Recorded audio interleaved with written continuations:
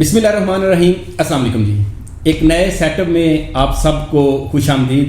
अच्छा, ये एक हमने कोलैबोरेशन की है फ़याज़ जिलानी साहब के साथ। मेरा अरसान तारड़ का और फ़याज़ भाई का ये एक कोलैबोरेशन है जिसके अंदर हम हर वीक आपकी खिदमत में हाज़िर हुआ करेंगे और बताएंगे कि इस वक्त जो मुल्की हालात हैं और इसी तरीके के साथ जो ग्लोबली चीज़ें चल रही होती हैं उनका पाकिस्तान की रियल स्टेट के ऊपर क्या इम्पैक्ट है, अच्छा है बुरा है, जो भी चीज़ें होंगी जो हमारे पॉइंट ऑफ व्यू होंगे फ़याज़ भाई के मेरे, वो आप लोगों तक जो है वो वीडियो की शेयर में इंशाअल्लाह ताला बताने की कोशिश करेंगे। खुशामदीद। थैंक यू सो मच अरसान भाई कि आपने ये आइडिया बेसिकली अरसान साहब का उन्होंने जनरेट किया। उन्होंने कहा कि फ़याज़ भाई कोलैबोरेट करके कुछ चीज़ों को जो है इंफॉर्मेटिव स्टफ़ जो है वो हमें अपने व्यूवर्स तक जो है पहुँचाना चाहिए, तो हम मिल के क्यों ना एक चीज़ को करें। और एक और एक 11 होते हैं। बिल्कुल ठीक है, तो आज ये 2 नहीं है, आज 11 आपके सामने और इंशाल्लाह ताला हम अपनी एक्सपर्टीज और अपने नॉलेज की बेस के ऊपर जो बेस्ट मैक्सिमम और सॉलिड इंफॉर्मेशन है बर्निंग टॉपिक्स के ऊपर, जो करंट मैटर्स चल रहे हैं regarding the real estate and the globally, जैसे अभी इस्लाम साहब ने फरमाया, उसके ऊपर इंशाल्लाह ताला हम बात किया करेंगे। अपनी जो हमारी जो तज्जिया है, जो एनालिसिस हैं, जो हमारी राय है, जो हम फील कर रहे हैं, वो इंशाल्लाह ताला हम आप तक पहुंचाते भी रहेंगे। थैंक यू सो मच इस्लाम भाई आपका वीडियो में लेने का। आपका शुक्रिया, आपने कोलैबोरेट किया। अच्छा फ़याज़ भाई, स्टार्ट हम करते हैं एफईडी से। अभी देख, पिछले को तकरीबन 2-3 महीनों से हम सुन रहे थे जी कि आज रियल एस्टेट से टैक्स कम होने जा रहा है, आज कम होने जा रहा है। तो अभी फाइनली कुछ ना कुछ एक हवा का झोंका हमें फील हुआ है एफईडी की सूरत में, फेडरल एक्साइज ड्यूटी की सूरत में। ठीक है, सुना है गवर्नमेंट ने ये खत्म कर दिया है, क्या पॉइंट ऑफ व्यू आपका?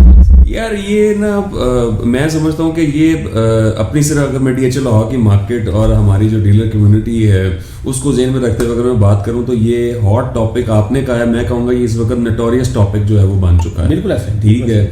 इसके ऊपर वो इतने रूमर्स जो हैं वो आए हैं मार्केट में, हर डीलर ने वो एक स्क्रीनशॉट चलता था किसी खबर का, न्यूज़ का, वो डीलर अपने मोबाइल से उसका स्क्रीनशॉट लेता था, पिक्चर लेता था, पूरी मार्केट वो टिकर्स को उठाता था, वो उसको अपलोड कर देता था और इन्वेस्टर्स तक भी बात यही चाहिए जाती थी कि जी ये होने लगा है, ये होने लगा है। सवारी जितनी मर्जी अच्छी हो, हाँ ठीक है, मैं समझता हूँ कि ये बड़ा मैटर करता है कि उस बस को जिसमें सवारियां बैठ रही हैं वो जितनी मर्जी पढ़ी लिखी है सवारी, ये बहुत मैटर करता है कि उस बस का जो ड्राइवर है उसकी एजुकेशन कितनी है। एग्जैक्टली, ठीक है, क्योंकि देखें एवेंचुअली ड्राइव तो उसी ने करना है और उसका जहां से दिल करेगा वो बस को उस रास्ते से लेके निकलेगा। तो हमारे इस मार्केट के जो ड्राइवर्स हैं, मैं समझता हूँ वो हम डीलर्स हैं, तो उन रूमर से जो है वो मैं समझता हूँ कि हमारी मार्केट को कहीं ना कहीं बहुत नुकसान पहुंचा, डैमेज हुआ। जो बायर था, इन्वेस्टर था और जो सेलर था, ओवरऑल सभी लोग जो हैं वो खराब हो गए। अच्छा, उन रूमर्स के ऊपर मुझे ऐसा लगता है कि जिस तरीके के साथ हम टिकर को फ्लोट करते रहे हैं, इसके अंदर सिर्फ डीलर्स नहीं इन्वॉल्व थे कि सिर्फ डीलर्स ही ये काम कर रहे थे। आप नहीं फील करते कि हमारी इलेक्ट्रॉनिक मीडिया, हमारे न्यूज़पेपर, ये सारे इस चीज़ के अंदर इन्वॉल्व थे कि जो कि मार्केट को आर्टिफिशियली ऊपर उठा रहे थे? अच्छा, मैं किसी दोस्त ने कहा ये बात की कि जी मीडिया हाउसेस का भी बड़ा किरदार रहा है इसमें। तो मैं हमेशा एक बात कहता हूँ कि देखें, आप मीडिया हाउस की सिर्फ इसी एक बात को पकड़ के क्यों सच मान लिया आपने? आप फिर ये भी मान लें कि ये गवर्नमेंट जो है वो 47 की नहीं है, 45 की है, फिर ये भी मान लें, फिर ये भी मान लें कि वो जितनी बाकी न्यूज़ मीडिया दे रहा है उनको भी सच मान लिया करें, उनको हम इग्नोर कर देते हैं। ठीक है, और इस जो बात थी उसको हमने पकड़ लिया। अल्फाज पे हमें गौर करना चाहिए। मीडिया ने किसी जगह पे ये नहीं कहा कि ये हो गया है, मैं दोबारा जुमला दोहराऊंगा कि टैक्स कम हो गया है। वो हमेशा उनकी तरफ से बात ये आती रही कि जी तजवीज़ दी जा रही है, तजावीज़ दी जा रही है, रियल एस्टेट सेक्टर की वजह से तजावीज़ दी। अच्छा, तजवीज़ में और होने में ज़मीन आसमान का। तजवीज़ जो है वो मुस्तरद भी हो सकती है और वही हुआ। अच्छा, फ़याज़ भी यहाँ पे मैं थोड़ा सा आपकी बात से शायद इत्फाक ना करूँ, उसकी एक वजह है। मेरा मानना यह है कि मार्केट्स हमेशा सेंटीमेंट्स पे चलती हैं कि ये होने जा रहा है। जैसे फॉर एग्जांपल जी, इंटरनेशनल मार्केट में हम देखते हैं कि वो कहते हैं कि फलां डेट को अमेरिका का इंटरेस्ट रेट जो है ना वो कम होने के प्लान है, उनके स्टेट बैंक का, उनके जो इसको देखते हैं, उसके ऊपर मार्केट चल रही होती है। उस न्यूज़ के ऊपर पर्टिकुलरली जिस दिन वो न्यूज़ एक्चुअली ब्रेक होती है, जिस वक्त होती है, तो उसको 1 से 2 घंटे के बाद दोबारा मार्केट नॉर्मल हो जाती है। लेकिन वो सेंटीमेंट जो है ना, जो उससे 15 दिन पहले चल रहा होता है, उसी के ऊपर चीज़ें चल रही होती हैं। तो मुझे ऐसा लगता है कि जो हमारे इन्वेस्टर थे, जो लोकल इन्वेस्टर थे, वो ये सोच रहे थे, ये प्लान कर रहे थे कि अगर न्यूज़ इलेक्ट्रॉनिक मीडिया दे रहा है, मैं या आप जो एक यूट्यूबर हैं सो कॉल्ड, हम जो बात कर रहे हैं शायद हमारे पास उतनी ऑथेंटिक ना हो जितनी कि एक हमारा नेशनल मीडिया, इलेक्ट्रॉनिक मीडिया जो है वो दे रहा है। तो उसी के ऊपर लोग जो हैं वो धड़ाधड़ इन्वेस्टर पर्टिकुलरली परचेजिंग कर रहे थे, जिसमें DH Quetta one of them, उसके वो तो अभी तो मेरे ख्याल से विक्टिम हो चुका है कि लोग 27 लाख से उठे 67 लाख तक, आज का रेट 37 लाख। आप अभी पिछला नहीं बता रहे जो करोड़ प्लस गया था, 1 करोड़ 40 लाख जहां पे गया था। तो ये वो चीजें हैं कि जो सेंटीमेंट था ना मार्केट का, वो क्रिएट करने वाले हम यूट्यूबर भी थे, हम डीलर्स भी थे, लेकिन उसके साथ साथ हमें सपोर्ट कौन कर रहा था? ये मीडिया हाउसेस। देखें, चिंगारी तो लग गई, ठीक है, मीडिया उसने चिंगारी हल्की सी लगा दी आपको, उसने एक बात करने के लिए एक टॉपिक दे दिया, ठीक है, लेकिन उसके ऊपर जो वो पंखा हिलाया है, जो उसको हवा दी है, वो तो हम डीलर्स ने दी है, ठीक है। अब जिस लैक ऑफ नॉलेज की मैं बात करता हूँ, यहाँ पे आपका और मेरा थोड़ा सा डिफरेंस है, ठीक है, थॉट ऑफ स्कूल थोड़ा डिफरेंट है। आप सेंटीमेंट्स की बात करते हैं, ठीक है, मार्केट सेंटीमेंट्स के ऊपर चलती है, लेकिन वो सेंटीमेंट्स ठीक होने चाहिए ना, वो भी जरा सॉलिड होने चाहिए, वो टोटली जो है वो झूठ के ऊपर बेस्ड नहीं होने चाहिए, ठीक है। फर्स्ट वर्ल्ड कंट्रीज में आपने अमेरिका की मिसाल दी, तो वहाँ पे लॉज हैं, को मीडिया हाउसेस झूठी खबरें नहीं चला सकते, ठीक है। हमारे पाकिस्तान में चेक एंड बैलेंस को ऐसा खास है नहीं है, ठीक है। तो यहाँ पे जिसका जो दिल करता है वो कह देता है, बोल देता है और कर देता है, ठीक है जी। मैं ये समझता हूँ कि हमें शॉर्ट चीज़ों के ऊपर चलना चाहिए। जब मैं दोबारा अपनी बात पे आऊँगा कि उन्होंने कहा कि तजावीज़ दी हैं, वो तजावीज़ मुस्तरद भी हो सकती हैं। बात स्टार्ट की हमने कि अभी FAD टैक्स आपने कहा कि हुकूमत ने कम कर दिया है, ठीक है, मैंने तो भी उसको इतना एम्फसाइज नहीं किया, ठीक है, या मैं इतना उसको एक्सट्रीम पे नहीं लेके गया कि मैं सुबह उठूं और मैं अपने मिलियंस जो हैं उसको इसी बात के ऊपर इन्वेस्ट करना शुरू कर दूं। हाँ। मैं क्या देखता हूं, मैं अब ये देखता हूं कि अच्छा जी ठीक है, एक न्यूज़ आ गई है, देखता ये है कि उसकी इम्प्लीमेंटेशन कब होती है, उसका नोटिफिकेशन कब आता है। जब उसका नोटिफिकेशन आ जाता है तो हम मान जाएंगे, मैं मान जाऊंगा कि हाँ जी ये 3% FAD जो है ये खत्म हो गया। एक दूसरा इसका पहलू यह है कि क्या ये खुशाइंद है? हाँ जी बिल्कुल खुशाइंद है, अच्छा है, लेकिन तीसरी एक चीज कि इसका रियल एस्टेट के ऊपर क्या असर पड़ेगा, इम्पैक्ट क्या पड़ेगा। मैं ये मानता हूं, मेरा आपसे भी सवाल होगा, आप भी इसके बाद इसके ऊपर थोड़ा सा अपने व्यूज दें। अरसान भाई, एक 2.5 करोड़ की प्रॉपर्टी है, आप परचेजर हैं, परचेजर की नफ्सियात अपनी होती है। खरीदते वक्त जब हम भी कहीं खरीदने के लिए जाते हैं तो उस वक्त हम अपनी सारी एक्सपर्टीज हमारी साइट पे पड़ी होती हैं और हमारा ब्रेन हमें एक खरीदार की हैसियत से चीजें जो है ना वो प्रोड्यूस कर रहा होता है, थॉट्स हमारी प्रोड्यूस हो रही होती है, ठीक है। तो खरीदार की अपनी नफ्सियात है, ठीक है।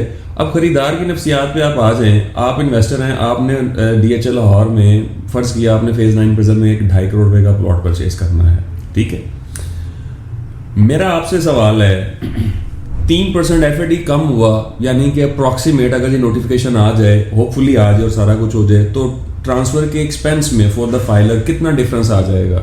4 से 4.5 लाख का, ठीक है जी। सपोज 1.5 लाख रुपए FBR प्राइस है, ठीक है। 4.5 लाख रुपया सिर्फ ट्रांसफर एक्सपेंस कम होने से अरसलान साहब सुबह उठ के भाग के जाके 2.5 करोड़ की प्रॉपर्टी ले लेंगे। मजा तो तब है, भागम भाग तो तब हो जब 2.5 करोड़ की प्रॉपर्टी 1.5 करोड़ पे आ जाए और अरसान साहब भाग के जाके ले लें। जहां पे अरसान साहब 2.5 करोड़ दे सकते हैं तो वहां पे 4-4.5 लाख की एक छोटी सी अमाउंट जो है वो कितना को फर्क डाल देगी मार्केट में।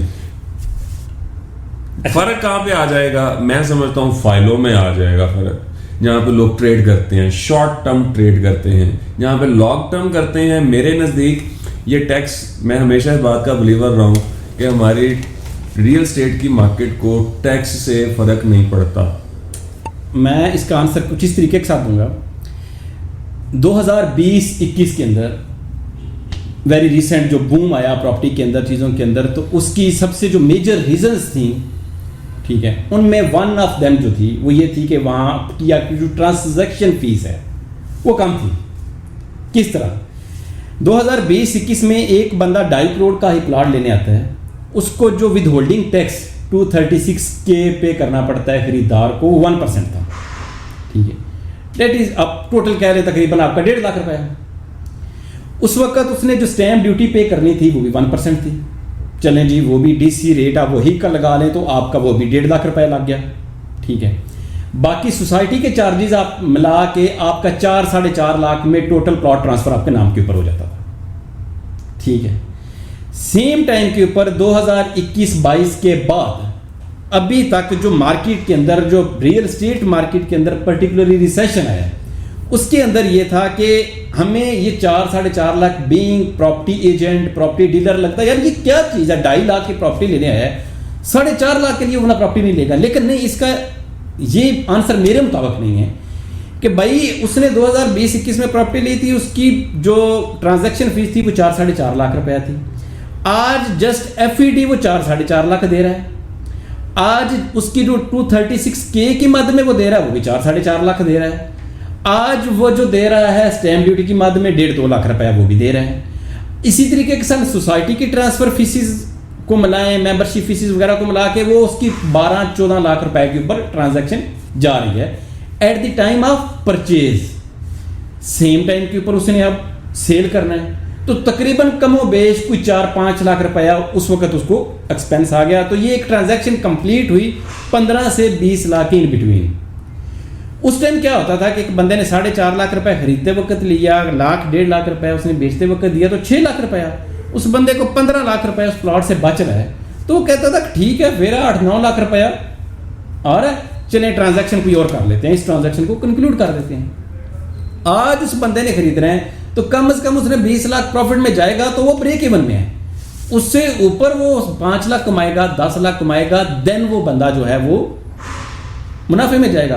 तो मेरा मानना यह है कि जो परचेजर हैं वो ये देखते हैं कि यार अगर मैंने 20 लाख माइनस में जाना है तो क्या इस मार्केट के अंदर इतनी जान है कि आपको आने वाले 3 या 6 महीने के अंदर वो 20 लाख जो मेरा ब्रेक इवन वाला है वो कवर हो जाएगा। जिसकी वजह से लोग क्या करते हैं कि लोग अभी परचेज करने से रुक जाते हैं। दूसरा इसके ऊपर क्या चीज आती है कि यार वही 2.5 करोड़ रुपया उस बंदे ने बैंक में रखा था, आज से 6-8 महीने पहले आपका स्टेट बैंक दे रहा है, आपका कोई भी कमर्शियल बैंक दे रहा है 20-21% आपको, तो वो 2.5 करोड़ के ऊपर उसको सालाना कितना आ रहा है, तो वो क्यों प्रॉपर्टी के अंदर आएगा?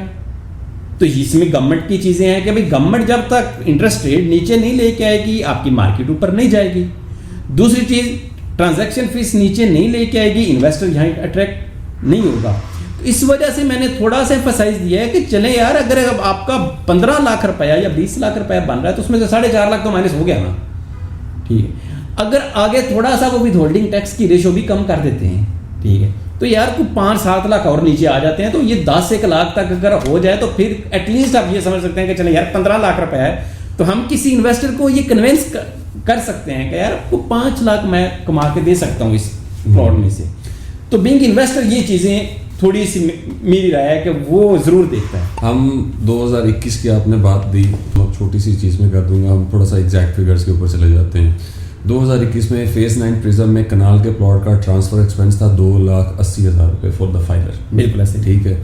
आज हम 2025 के अंदर हैं जिसमें अभी टैक्स की कमीशन नहीं है, ऐसे इन्हीं जो टैक्सेस चल रहे हैं उन्हीं के ऊपर हम चल रहे हैं। यानी अप्रैल के अंदर हम बैठे हैं तो अभी जो ट्रांसफर हो रही है फॉर द फाइलर 9 प्रिज्म की वो है 8.5 लाख का एक्सपेंस है परचेजर को, ठीक है। 2,80,000 से 8.5 लाख तकरीबन कितना बढ़ गया? 5-5.5 लाख, तकरीबन 5-5.5 लाख रुपया जो है वो एक्सपेंस उससे बढ़ गया। एक चीज़। अच्छा, दूसरी चीज़ आप इस चीज़ को कंसीडर करते हैं कि वहाँ पे अब आपने अपनी बात के अंदर दूसरी बात भी कर दी जो मेरा मेन पॉइंट फैक्टर इस पर मैंने ध्यान दिलवाना था कि 2021 में आपने कहा जी ट्रांसफर एक्सपेंस कम था इसलिए प्रॉपर्टी चल रही थी। मेरी नज़र में ऐसा नहीं है। प्रॉपर्टी चल रही थी 2 वजूहात की बिना पे। पहली जो आपने खुद बयान कर दी, इंटरेस्ट रेट उस वक्त 7.25% पे था, काइबर रेट, काइबर रेट 7.25% पे था। पहली उसकी स्ट्रॉन्ग रीजन ये थी। और दूसरी चीज़ जिसको पंजाबी में हम एक टर्म यूज़ करते हैं वो फाड़ लो, तो वो जो फाड़ लो थी वो फाड़ लो इंटरेस्ट रेट 7.25% होने की वजह से नहीं थी, वो फाड़ लो थी क्योंकि एमएनएसटी चल रही थी। ये 2 बेसिक रीजन थे।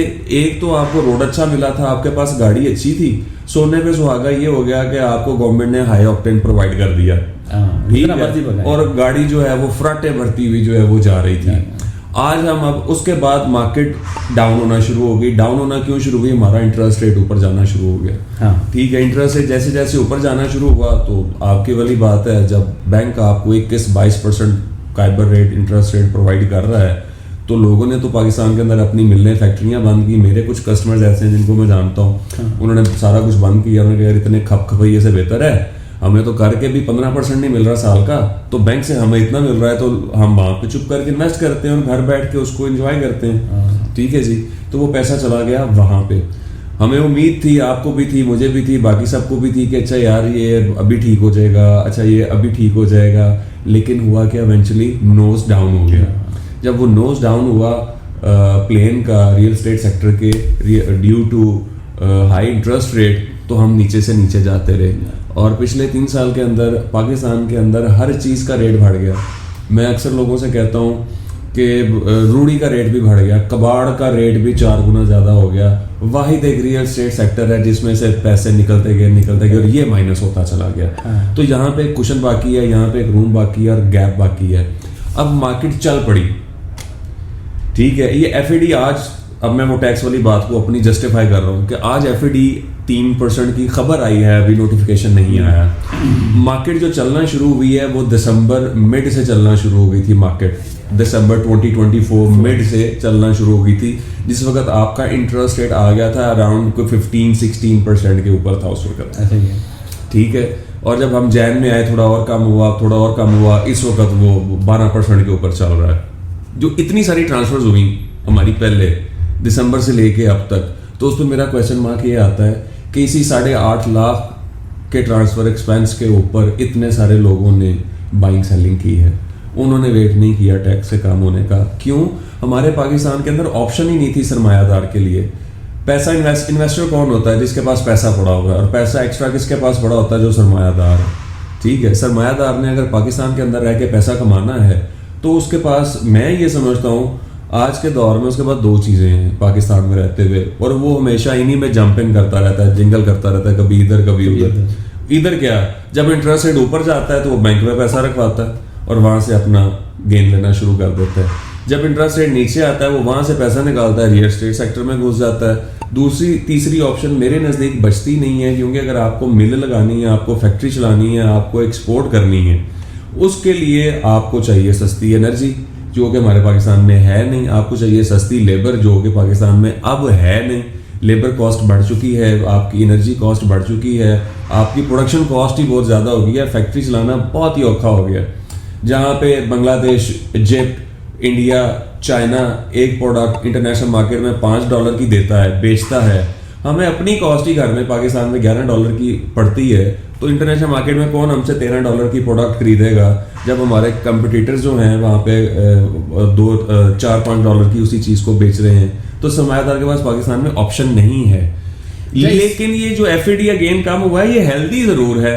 हाँ। कि हाँ, ये इसका एक इम्पैक्ट आएगा। एक वो आप सेंटीमेंट की बात करते हैं, वो सेंटीमेंट बनेगा शॉर्ट टर्म जिसने ट्रेड करनी है, और फाइल बेहतरीन प्रोडक्ट है शॉर्ट टर्म ट्रेड के लिए, अगर वो इसको करना चाहता है, जिसने फौरी लेनी है और फौरी बेच लेनी है, ठीक है, उसको इसके ऊपर बड़ा अच्छा इंपैक्ट आएगा और ये एक अच्छा मौका भी है।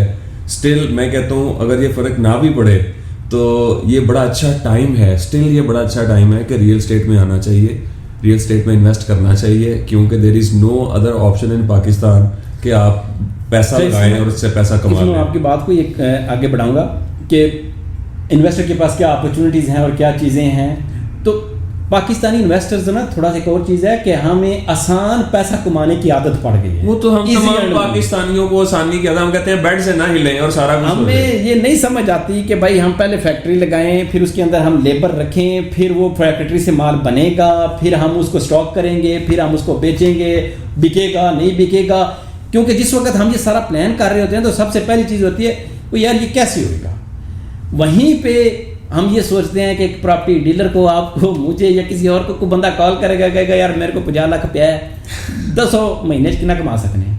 और भाई ये रियल एस्टेट है, यहाँ पे कौन सी फॉरेक्स ट्रेडिंग हो रही है कि नहीं हो सकती। मैं खुद भी इस चीज का बिलीवर हूँ, क्योंकि ये एसेट है, आप परचेज करें, लेके रख दें, लेकिन पैसे की ट्रेडिंग करनी है तो और आसान करनी है तो आप कोई और मार्केट जो है ना मार्केट चूज देख सकते हैं। तो मेरे ख्याल से आज की डिस्कशन को यहीं पे क्लोज करते हैं। टैक्स के ऊपर आज हमने बात की है और हमने ये एनालाइज करने की कोशिश की है कि अच्छा टैक्स से मार्केट को क्या फर्क पड़ता है या कितना फर्क पड़ सकता है। ठीक है, तो मैंने अपनी राय आपके आगे रख दी है, अरसलान साहब ने अपनी रख दी है। आपको अगर ये राय या ये डिस्कशन अच्छी लगे, पसंद आए, तो ज़रूर नीचे कमेंट सेक्शन में आपने अपना जो है वो राय देनी है, ताकि हम इस तरह की डिस्कशन को जो है वो कंटिन्यू रखें। मैं आपके लिए भी, ऑडियंस के लिए भी एक चीज़ हम छोड़ जाते हैं, इनके लिए भी सवाल एक छोड़ जाते हैं। हमने तो अपनी अपनी राय दे दी। हाँ। ठीक है, तो आप भी नीचे कमेंट सेक्शन में आके ज़रूर बताइएगा कि आप क्या समझते हैं कि टैक्स जो है वो रियल स्टेट मार्केट को कितना अफेक्ट करता है। और अगर मैं फिर अगर कह रहा हूँ, अगर ये FAD 3% नोटिफिकेशन आके कम हो जाता है तो आपके मुताबिक इससे मार्केट में कितनी को हिलजुल जो है वो हो जाएगी और कितनी को आप गहमा गहमी से बढ़ती हुई आप देखेंगे। ये भी सवाल है, इसका जवाब आप नीचे कमेंट सेक्शन में दीजिएगा। फीमान अल्लाह जी, अस्सलाम वालेकुम।